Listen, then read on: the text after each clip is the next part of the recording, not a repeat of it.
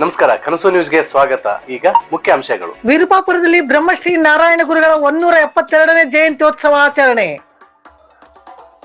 ತಾಲೂಕಿನ ವಿರುಪಾಪುರ ಗ್ರಾಮದ ಅಕ್ಷರಧಾಮ ಹಾಗೂ ಸ್ನೇಹ ಗ್ರಾಮೀಣ ಅಭಿವೃದ್ಧಿ ಮತ್ತು ಶಿಕ್ಷಣ ಸೇವಾ ಸಂಸ್ಥೆ ವತಿಯಿಂದ ನಡೆಸಲಾಗುತ್ತಿರುವ ಸ್ಫೂರ್ತಿ ಪಬ್ಲಿಕ್ ಆಂಗ್ಲ ಮಾಧ್ಯಮ ಪ್ರೌಢಶಾಲೆಯಲ್ಲಿ ಬ್ರಹ್ಮಶ್ರೀ ನಾರಾಯಣ ಗುರುಗಳ 172ನೇ ಜಯಂತ್ಯೋತ್ಸವವನ್ನು ಶ್ರದ್ಧಾ ಭಕ್ತಿಯಿಂದ ಆಚರಿಸಲಾಯಿತು.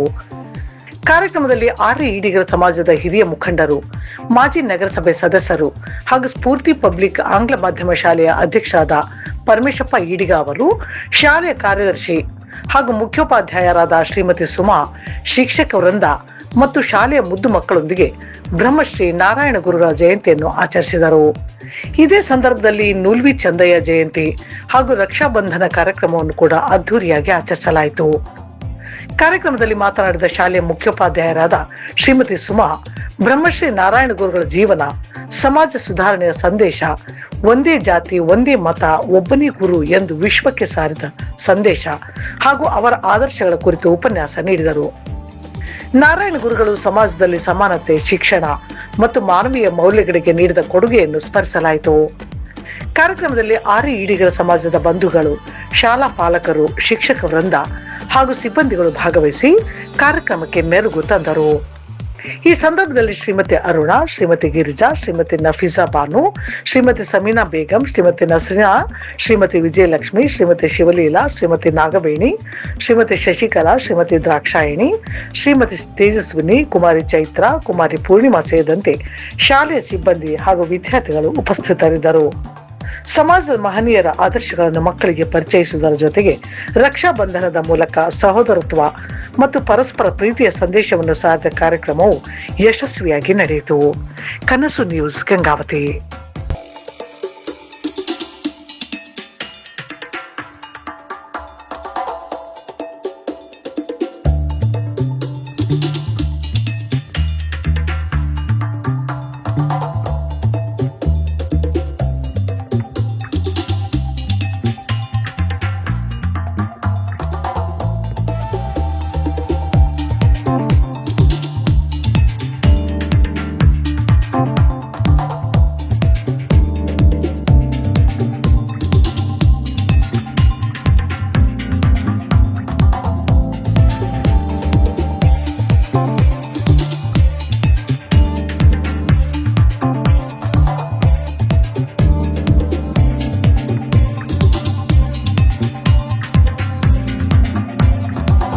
ಬ್ರಹ್ಮಶ್ರೀ ನಾರಾಯಣ ಗುರುಗಳ 172ನೇ ಜಯಂತ್ಯೋತ್ಸವಕ್ಕೆ ನಮ್ಮ ಸಮಾಜದ ಎಲ್ಲ ಹಿರಿಯ ಗಣ್ಯರು ಮತ್ತು ಶಾಲೆಯ ಮುಖ್ಯ ಶಿಕ್ಷಕರು ಮತ್ತು ಶಿಕ್ಷಕ ಸಿಬ್ಬಂದಿ ಮತ್ತು ಮುದ್ದು ಮಕ್ಕಳು ಎಲ್ಲರೂ ಪಾಲ್ಗೊಂಡು ಬಹಳ ವಿಜೃಂಭಣೆಯಿಂದ ಶ್ರೀ ಬ್ರಹ್ಮಶ್ರೀ ನಾರಾಯಣ ಗುರುಗಳ ಅಕ್ಷರ ಧಾಮದಲ್ಲಿ ನಾರಾಯಣ ಗುರುಗಳ ಜಯಂತ್ಯೋತ್ಸವವನ್ನು ಬಹಳ ವಿಜೃಂಭಣೆಯಿಂದ ಆಚರಣೆ ಮಾಡ್ತಾ ಇದ್ದಾರೆ. ಅವರ ಒಂದು ಏನಿದೆ ದೇಶ ಸೇವೆನೇ ಈಶ ಸೇವೆ ಅಂತ ಹೇಳಿ ಈ ನಾಡಿಗೆ ಒಂದು ವಿಶ್ವ ಮಾನವರಾಗಿ ಒಂದು ಸಂದೇಶ ಕೊಟ್ಟಿರ್ತಕ್ಕಂಥದ್ದು ಒಂದೇ ಜಾತಿ ಒಂದೇ ಮತ ಒಬ್ಬನೇ ದೇವರು ಅಂತ. ಇವತ್ತೇನು ಕೇರಳ ನಾಡನ್ನ ದೈವ ನಾಡು ಅಂತ ಕರಿತಾ ಇದ್ದಾರೆ. ಅವತ್ತು ಸ್ವಾಮಿ ವಿವೇಕಾನಂದರು ಪ್ರವಾಸಕ್ಕೆ ಬಂದ ಹೊತ್ತಿನಾಗೆ ಆ ಕೇರಳ ನಾಡಕ್ಕೆ ಹೋಗಿರ್ತಾರೆ. ಕೇರಳ ನಾಡಿಗೆ ಹೋದಾಗ ಅಲ್ಲಿ ಕ್ರೌರಿತನ, ಅಲ್ಲಿ ಒಂದು ಅಸ್ಪೃಶ್ಯತೆ ಬಗ್ಗೆ ಏನು ನಮ್ಮ ನಂಬುದಾರಿ ಬ್ರಾಹ್ಮಣ ಸಮಾಜದವರು ಬಹಳ ತೊಂದರೆ ಕೊಡ್ತಿರ್ತಾರೆ. ನಾವು ಏನು ಹಿಂದುಳಿದ ವರ್ಗದವರು ಏನಿದ್ರೆ ನಾವೆಲ್ಲ ಅಸ್ಪೃಶ್ಯತೆ ಇದ್ದಂಗೆ ಅವರು ನಮ್ಮನ್ನ ಒಟ್ಟ ಕೀಳುರ ಮೇಲೆ ನೋಡ್ತಾ ಇದ್ರು. ನಮ್ಮನ್ನ ಯಾವುದೇ ಕಾರಣಕ್ಕೂ ನಮ್ಮ ಮಠಮಾನ್ಯ ಮಂದಿರಗಳಲ್ಲಿ ಒಳಗೆ ಬಿಡ್ತಾ ಇರಲಿಲ್ಲ. ಅವರು ಬಂದರೆ ನಾವೆಲ್ಲ ಪೂರ್ತಿ ತಲೆ ತೆಗೆಸ್ಕೊಂಡು ನಿಂದಿರ್ಬೇಕು. ಎಲ್ಲ ಸ್ತ್ರೀಯರು ಏನ್ ಮಾಡ್ತಾ ಇದ್ರು ಅಂದ್ರೆ ಸೀರೆ ಸೆರಗನ್ನು ತೆಗೆದು ತಲೆ ಬಾಗಿಸಿ ನಿಂದಿರ್ಬೇಕಾಗ್ತಿತ್ತು. ಅವತ್ತಿನ ಸಂದರ್ಭದಲ್ಲಿ ಈ ಒಂದು ಉಚ್ಚರ ನಾಡಿಗೆ ದೈವಿ ಪುರುಷರಾಗಿ ಬ್ರಹ್ಮಶ್ರೀ ನಾರಾಯಣ ಗುರುಗಳು ಅವತರಿಸ್ತಾರೆ. 1854ರಲ್ಲಿ ಅವತರಿಸ್ತಾರೆ. ಅವರು ಅವತರಿಸಿದ ಒಂದು ಭಗವಂತನ ರೀತಿ ಏನಾಗುತ್ತೆ ಅಂತಂದ್ರೆ, ಇಡೀ ಈ ಕ್ರಾಂತಿ ಯಾವ ರೀತಿ ಅಂತಂದ್ರೆ ಅಕ್ಷರ ಕ್ರಾಂತಿ ಮಾಡಿ ಎಲ್ಲ ಸಮಾಜಕ್ಕೂ ನಾವೆಲ್ಲ ಸಮಾಜದವರು ಒಂದೇ ಅಂತ ಹೇಳ್ಬಿಟ್ಟು ಅವ್ರು ಏನ್ ದೇವಸ್ಥಾನದಲ್ಲಿ ನಮ್ಗೆ ಯಾರಿಗೂ ಹೋಗ್ಲಾಕೆ ಬಿಡ್ತಾ ಇಲ್ಲ ಅಂತ ಒಂದು ದೇವಸ್ಥಾನ ನಾವೇ ನಿರ್ಮಾಣ ಮಾಡೋಣ ಅಂತೇಳಿ ಅರಿವಿಪುರಮದಲ್ಲಿ ನದಿ ದಂಡದಲ್ಲೇ ಹೋಗಿ ನದಿಯಲ್ಲಿ ಮುಳುಗಿ ಒಂದು ಲಿಂಗ ತರ್ತಾರೆ. ಲಿಂಗ ತಂದು ಅರಿವಿಪುರಮದಲ್ಲಿ ಫಸ್ಟ್ ಪ್ರಾರಂಭವಾಗಿ ದೇವಸ್ಥಾನ ನಿರ್ಮಾಣ ಮಾಡ್ತಾರೆ. ಮೇಲ್ವರ್ಗದ ದೇವರೇ ಬೇರೆ, ಕೆಳವರ್ಗದ ದೇವರೇ ಬೇರೆ.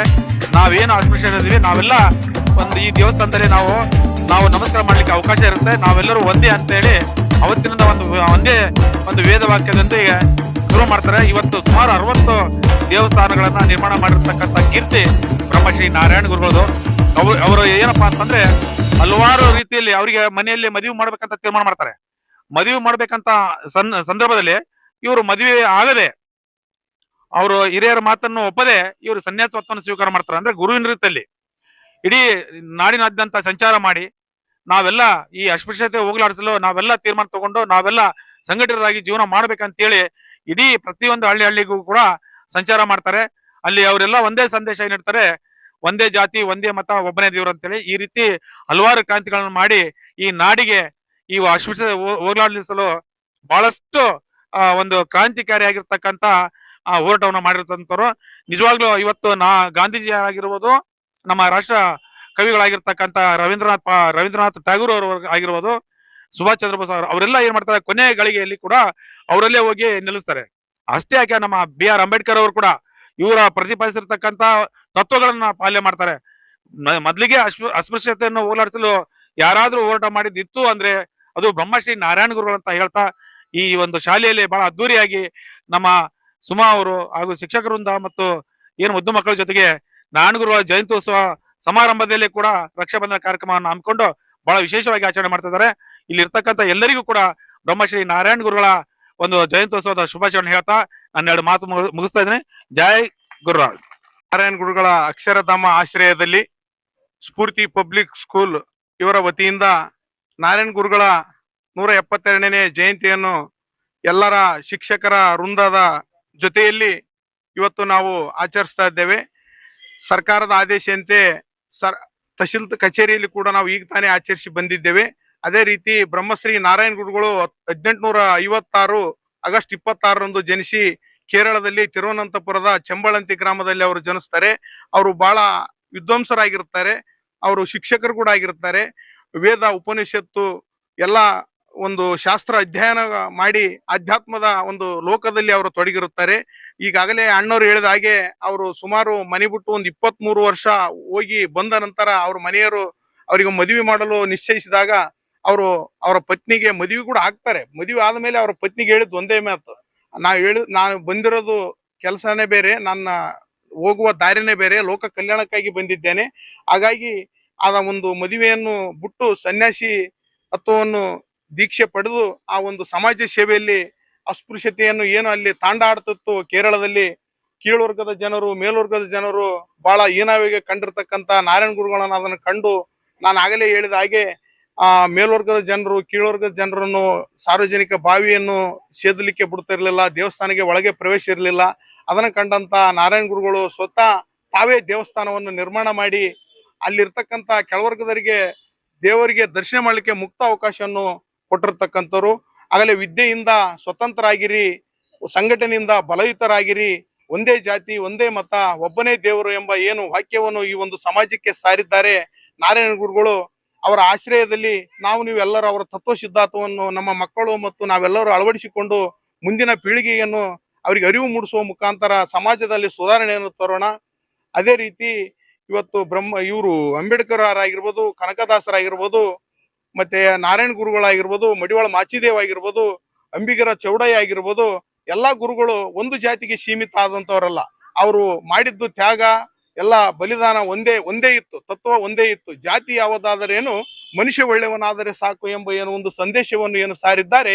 ಅದೇ ರೀತಿ ನಾವು ಯಾವುದೇ ಅಸ್ಪೃಶ್ಯತೆ ಇಲ್ಲದೆ, ಮೇಲು ಕೀಳು ಇಲ್ಲದೆ ಸಮಾನತೆಗೆ ಬೆಳ್ಕೊಂಡು ನಾವು ಒಂದು ಮುಂದಿನ ಜನತೆಗೆ ಪೀಳಿಗೆಗೆ ಒಳ್ಳೆ ಸಂದೇಶವನ್ನು ಕೊಡುತ್ತಾ, ಅದೇ ರೀತಿ ನಮಗೆ ಇಲ್ಲಿಗೆ ಕರೆಸಿ ನಮ್ಮ ಹಿರಿಯರಾಗಿರ್ತಕ್ಕಂಥ ಪರಮೇಶ್ವರ ಅಣ್ಣನವರು ಮತ್ತು ಇಲ್ಲಿ ಸೇರಿರ್ತಕ್ಕಂಥ ಎಲ್ಲ ಸಿಬ್ಬಂದಿ ವರ್ಗದವರು ಮತ್ತು ಮುದ್ದು ಮಕ್ಕಳಿಗೆ ಬ್ರಹ್ಮಶ್ರೀ ನಾರಾಯಣ ಗುರುಗಳು ಜಯಂತಿಯನ್ನು ಕೋರುತ್ತಾ ಅವರಿಗೆ ಮತ್ತೊಮ್ಮೆ ನಾನು ಶುಭಾಶಯವನ್ನು ಕೋರಿ ನನ್ನ 4 ಮಾತುಗಳನ್ನು ಮುಗಿಸುತ್ತೇನೆ. ಇಂದು ಬ್ರಹ್ಮಶ್ರೀ ನಾರಾಯಣ ಗುರುಗಳ ಅಕ್ಷರಧಾಮ ಸ್ಫೂರ್ತಿ ಪಬ್ಲಿಕ್ ಹೈಸ್ಕೂಲ್ ಇಂದು 172ನೇ ನಾರಾಯಣ ಗುರುಗಳ ಜಯಂತಿ. ಅದರ ಜೊತೆಗೆ ಇವತ್ತು ರಕ್ಷಾಬಂಧನ. ಇವತ್ತು ಒಂದು ಏನಪ್ಪಾ ಅಂತಂದ್ರೆ ಹಿರಿಯರು, ಆರ್ಯ ಈಡಿಗ ಸಮಾಜದ ಮುಖಂಡರು ಮತ್ತೆ ನಮ್ಮ ಶಾಲೆಯ ಅಧ್ಯಕ್ಷರು, ನಮ್ಮ ಶಿಕ್ಷಕರು, ವಿದ್ಯಾರ್ಥಿ ಬಳಗ ಒಂದು ಹೇಗೆ ಸನಾತನ ಧರ್ಮ ಹೇಗೆ ಆಪ್ಟ್ ಆಗ್ತದೆ, ಈಗ ನಾರಾಯಣ ಗುರುಗಳು ಮತ್ತೆ ಈ ರಕ್ಷಾ ಬಂಧನಕ್ಕೆ ಅನ್ನೋದು ಒಂದು ಸಣ್ಣ ಸ್ಟೋರಿ ಹೇಳ್ತೀನಿ. ನಾರಾಯಣ ಗುರುಗಳು ಹುಟ್ಟಿದ್ದು ನಾವು ಎಲ್ಲ ಸರ್ಚ್ ಮಾಡಿದ್ರೆ ಒಂದೊಂದು ಡೇಟ್ ಬರುತ್ತೆ. ಬಟ್ ಅದು ಶತಾಬ್ದಿ ನಕ್ಷತ್ರ ಅಂತ ಹಿಡಿದು ನಾರಾಯಣ ಗುರುಗಳ ಜಯಂತಿ ಮಾಡ್ತಾರೆ. ಶತಾಭಿಷೇಕ ನಕ್ಷತ್ರ 18/8/1854 56 ಈ ತರ ಬರುತ್ತೆ. ಏನೇ ಆದ್ರೂ ಕೂಡ ಮೊದಲ ಸ್ವತಂತ್ರ ಸಂಗ್ರಾಮ ಪೂರ್ವದಲ್ಲೇ ನಾರಾಯಣ ಗುರುಗಳು ಹುಟ್ಟಿದ್ದು. ಇಷ್ಟು ನೆನಪಿದ್ರೆ ಸಾಕು ನಮ್ಗೆ. ಯಾಕಂದ್ರೆ ಮೊದಲೇ ಸ್ವತಂತ್ರ ಸಂಗ್ರಾಮ ನಡೆದಿದ್ದು 1857ರಲ್ಲಿ. ಇವರು ಏನು ಹುಟ್ಟುತ್ತಾ ಇವ್ರ ಅಪ್ಪಾಜಿ ಏನಿರ್ತಾರಲ್ವಾ, ಖಗೋಳಶಾಸ್ತ್ರದ ಬಲ್ಲವರಾಗಿರ್ತಾರೆ. ಅಂದ್ರೆ ಇವರು ಮನೆ ವಾತಾವರಣ ಹೇಗಿರುತ್ತೆ ಅಂತಂದ್ರೆ ಒಂದು ಅಧ್ಯಯನದಲ್ಲಿ ತೊಡಗಿರುವಂತ ಒಂದು ಮನೆತನ ಆಗಿರುತ್ತೆ. ಇವರು ಕೇರಳದಲ್ಲಿ ಇರುವಂತರು ಈಳವ ಸಮಾಜದಲ್ಲಿ ಅಂದ್ರೆ ಅಸ್ಪೃಶ್ಯತೆ ವರ್ಗಕ್ಕೆ ಅದನ್ನ ಸೀಮಿತ ಮಾಡಿರ್ತಾರೆ.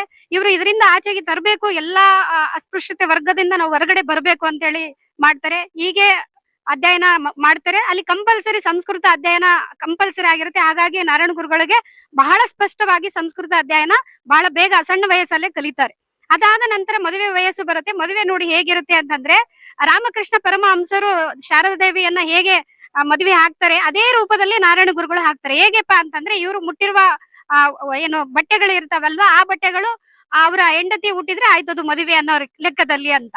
ಆ ಅಧ್ಯಯನ ಮಾಡಿದಾಗ ತುಂಬಾ ವಿಪರ್ಯಾಸ ಅನ್ಸುತ್ತೆ. ಮುಟ್ಟಿದ ಹುಡುಗಿಗಳನ್ನ ಹುಟ್ಟಿದ್ರೆ ಅದೇ ಜೀವನವಾಗಿ ಅವರು ನಾರಾಯಣ ಗುರುಗಳು ಮದುವೆ ಅಂತ ಆಗುತ್ತೆ. ಅದ ನಂತರ ಮದುವೆ ಜೀವನದಿಂದ ಹೊರಗಡೆ ಬಂದು ಲೋಕ ಕಲ್ಯಾಣಕ್ಕಾಗಿ ಅಸ್ಪೃಶ್ಯತೆಯಿಂದ ಜನರು ಹೊರಗೆ ತರಬೇಕು ಅಂತಾರೆ. ಬಟ್ ಇವ್ರ ಬಗ್ಗೆ ಒಂದು ಥಿಯೋಸೋಫಿಕಲ್ ಸೊಸೈಟಿ ಅಧ್ಯಕ್ಷೆ ಏನು ಅನಿ ಬೆಸೆಂಟ್ ಅವ್ರು ಇರ್ತಾರಲ್ಲ, ಒಂದು ಮಾತನ್ನ ಬರೀತಾರೆ ಪತ್ರಿಕೆಯಲ್ಲಿ. ಏನ್ ಬರೀತಾರೆ ಅಂದ್ರೆ, ನಾರಾಯಣ ಗುರುಗಳ ಜೀವನ ಏನಿದೆ ಅಲ್ವಾ, ಸನಾತನ ಧರ್ಮದಂತೆನೆ ನಾರಾಯಣ ಗುರುಗಳ ಜೀವನ. ಅಂದ್ರೆ ಇದ್ರ ಅರ್ಥ ಏನಪ್ಪಾ ಅಂತಂದ್ರೆ, ಸನಾತನ ಧರ್ಮ ಇವತ್ತೊಂದು ಆಚರಣೆ ಮಾಡ್ತಾ ಇದೀವಿ, ರಕ್ಷಾ ಬಂಧನ ಅಂತ ನಾವ್ ಇವತ್ತು ಆಚರಣೆ ಮಾಡ್ತಾ ಇದೀವಿ. ಇದಕ್ಕೂ ಒಂದು ವೈಜ್ಞಾನಿಕ ಹಿನ್ನೆಲೆ ಇದೆ. ಇವತ್ತು ರಕ್ಷಾ ಬಂಧನ ಶ್ರಾವಣ ಮಾಸದ ಮೊದಲನೆಯ ಹುಣ್ಣಿಮೆ ಇದು.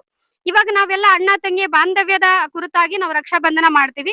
ನಾವು ವೇದಗಳ ಕಾಲದಲ್ಲಿ ಹೋದ್ರೆ ಇವತ್ತು ಶ್ರಾವಣ ಮಾಸದ ಶುದ್ಧ ನೂಲ ಹುಣ್ಣಿಮೆಯಿಂದ ಸಣ್ಣ ಮಕ್ಕಳನ್ನ ಗುರುಕುಲಕ್ಕೆ ಬಿಡ್ತಾ ಇದ್ರು. ಗುರುಕುಲ ಬಿಟ್ಟಾಗ ಗುರುಗಳು ಆ ಮಕ್ಕಳಿಗೆ ಹೇಳ್ತಾ ಇದ್ರು, ನದಿಯಲ್ಲಿ ಸ್ನಾನ ಮಾಡ್ಕೊಂಡ್ ಬಂದ್ಮೇಲೆ ಆ ಗುರುಗಳು ಆ ವಿದ್ಯಾರ್ಥಿಗೆ ಒಂದು ದಾರವನ್ನ ಕಟ್ಟಿದ್ಮೇಲೆ ಆ ಗುರುಗಳು ಆ ಮಗುವನ್ನ ಶಿಷ್ಯನಾಗಿ ಸ್ವೀಕರಿಸ್ತಾ ಅನ್ನೋ ಒಂದು ಪದ್ಧತಿ. ಅಂದ್ರೆ ಒಂದು ದಾರಕ್ಕೆ ನೀಡಿರುವ ಒಂದು ಬೆಲೆ ಎಷ್ಟು ಇದೆ, ಅಲ್ಲಿಂದ ಇದು ಆಚರಣೆ ಬಂತು.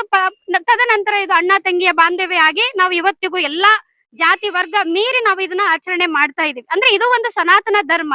ಅಂದ್ರೆ ಒಂದು ನಾರಾಯಣ ಗುರುಗಳ ಇತಿಹಾಸವನ್ನು ಓದ್ಬಿಟ್ರೆ ನೀವು ಒಂದು ಸನಾತನ ಧರ್ಮನೇ ಕಲ್ತಂಗೆ. ಅಷ್ಟು ವ್ಯಾಪ್ತಿದೆ. ಮುಂದೊಂದು ದಿನ ನಾರಾಯಣ ಗುರುಗಳು ದೇವರ ಅಂತಾಗೆ ಪೂಜಿಸ್ತಾರೆ ಅಂತ ಅನಿ ಬೆಸೆಂಟ್ ಅವ್ರು ಬರ್ದಿದ್ದು ಮಾತು. ಅಂದ್ರೆ ಇವತ್ತು ನಿಮ್ಗೆ ಗೊತ್ತಾಗ್ತದೆ, ಇವತ್ತು ಅವ್ರನ್ನ ನಾವು ಎಲ್ಲರೂ ದೇವರ ರೀತಿ ಕಾಣ್ತಾ ಇದೀವಿ. ಬರೀ ಇಳುವ ಸಮಾಜ ಅಷ್ಟೇ ಅಲ್ಲ, ಎಲ್ಲಾ ವರ್ಗದ ಜನರು ನಾವು ಅವ್ರನ್ನ ದೇವರಾಗಿ ಕಾಣ್ತಾ ಇದೀವಿ. ಹಾಗಾಗಿ ನಮ್ಮ ಸನಾತನ ಧರ್ಮ, ನಮ್ಮ ವೈಜ್ಞಾನಿಕ ಹಿನ್ನೆಲೆ ಏನಿದೆ, ಸಂಸ್ಕೃತಿ ಏನಿದೆ, ಪ್ರತಿಯೊಂದು ವ್ಯಕ್ತಿಗತಲ್ಲಿ ಅಡಗಿರುತ್ತೆ. ಅವ್ರನ್ನ ಬರೇ ಒಂದು ದಿನಕ್ಕೆ ನಾವು ಸೀಮಿತವಾಗಿ ಇಡದೆ ಅವರಲ್ಲಿ ಇರುವಂತ ತತ್ವ ಸಿದ್ಧಾಂತಗಳು ಕೂಡ ನಮ್ಮ ಜೀವನದಲ್ಲಿ ಅಳವಡಿಸ್ಕೊಂಡಾಗ ನಾವು ಅದರಲ್ಲಿ ಒಂದಿಷ್ಟು ಪಾಲನ್ನ ಪಡೆದಂತರಾಗ್ತೀವಿ. ನಮ್ಮ ಜೀವನ ಕೂಡ ಧನ್ಯ ಆಗುತ್ತಾ ಅಂತ ಹೇಳ್ತಾ ನನ್ನ 2 ಮಾತುಗಳನ್ನ ಮುಗಿಸ್ತಾ ಇದ್ದೀನಿ.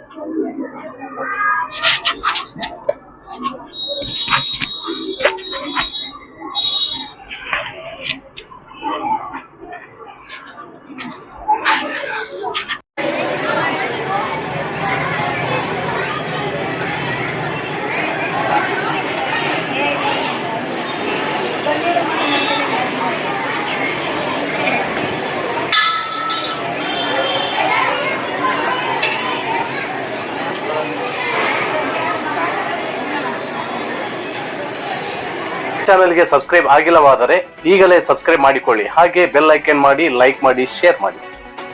ನಿಮ್ಮ ಭೇಟಿ ಮುಂದಿನ ವರದಿಯೊಂದಿಗೆ. ನೋಡ್ತಾ ಇರಿ ಕನಸು ನ್ಯೂಸ್ ಗಂಗಾವತಿ.